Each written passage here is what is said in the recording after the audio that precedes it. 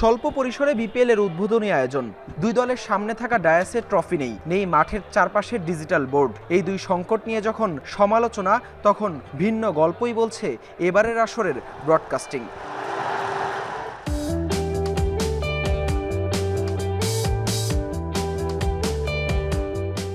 BPL এর প্রতিটা আসর মানেই তো রিয়েল ইম্প্যাক্টের প্রোডাকশন নিয়ে আলোচনা, সমালোচনা, বিতর্ক আর নানা প্রশ্ন থাকে। তবে প্রথমবার দায়িত্ব পেয়ে এবার চমক দেখিয়েছে টিপিটি গ্লোবাল।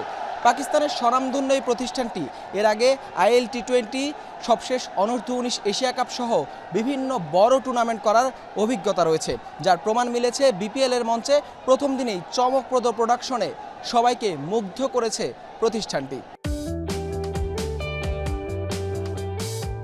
মাঠের চারপাশে মোট 38টি ক্যামেরা, ড্রোন, বাগি ক্যামেরা তো আছেই। টিপিটি গ্লোবাল পুরো আয়োজন সার্থক করতে 8 থেকে 9টি দেশের ক্রু উড়িয়ে এনেছে বিপিএল এর মঞ্চে। অন্যান্য ব্রডকাস্ট প্রতিষ্ঠানের সাথে পাল্লা দিয়ে নিয়মিত অত্যাধুনিক প্রযুক্তি ব্যবহার করাতেই সফলতা বলছে প্রতিষ্ঠানটি। বিপিএলেও সেই ছাপ ধরে রাখতে চান টিপিটির হেড অব প্রোডাকশন।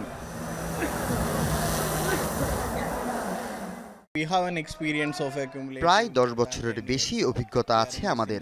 আইপিএল সহ বিভিন্ন লিগে কাজ করা 8 থেকে 9টি দেশের ক্রু বিপিএলে এবার কাজ করছে। 38টি ক্যামেরা, ড্রোন, ব্যাগি ক্যামেরা আছে। অত্যাধুনিক সব প্রযুক্তি ব্যবহার করার ফলেই আমাদের সাফল্য। আমরা বিপিএলও সক্ষম হতে চাই।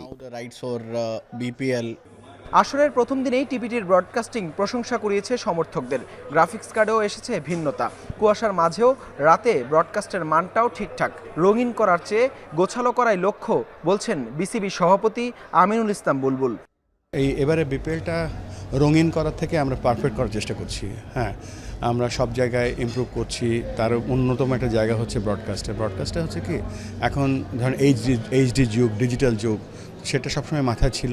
আর এই ব্রডকাস্টের পেছনে যে কাজটা, দুটো কাজ, একটা হচ্ছে একেবারে পেছনে যারা কলাকৌশলী, মেশিনারি, এবং যারা কথা বলছে, কমেন্ট্রি টিম। তো আমার কাছে মনে হয়েছে যে আমরা রাইট পিপল রাইট জায়গায় বসিয়েছি এবং চেষ্টা করছি যেটা যেই জায়গার যে সাবজেক্ট ম্যাটার এক্সপার্ট তারা আমরা পূর্ণ স্বাধীনতা দিয়েছি এবং সেই অনুযায়ী কাজ চলছে। এবং আমাদের কাছে মনে হচ্ছে যে উদ্বোধনী অনুষ্ঠান থেকে শুরু, যদিও আমাদের উদ্বোধনী অনুষ্ঠান বলে কিছু ছিল না, তারপরে শুরুটা খুব সুন্দর হয়েছে। আশা করব এই কনসিস্টেন্সিটা থাকবে। ওয়াকার ইউনিস, জয়নাব আব্বাস, রমিজ রাজাদের নিয়ে এবারের ধারাভাষ্য কক্ষেও আছে বেশ পরিবর্তন। $25,000 নজর কাড়া ট্রফি আসছে জানা গেছে এমনটাও।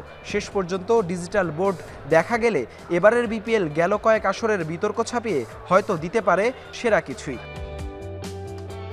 হাসান আল মারুফ, যমুনা স্পোর্টস, সিলেট।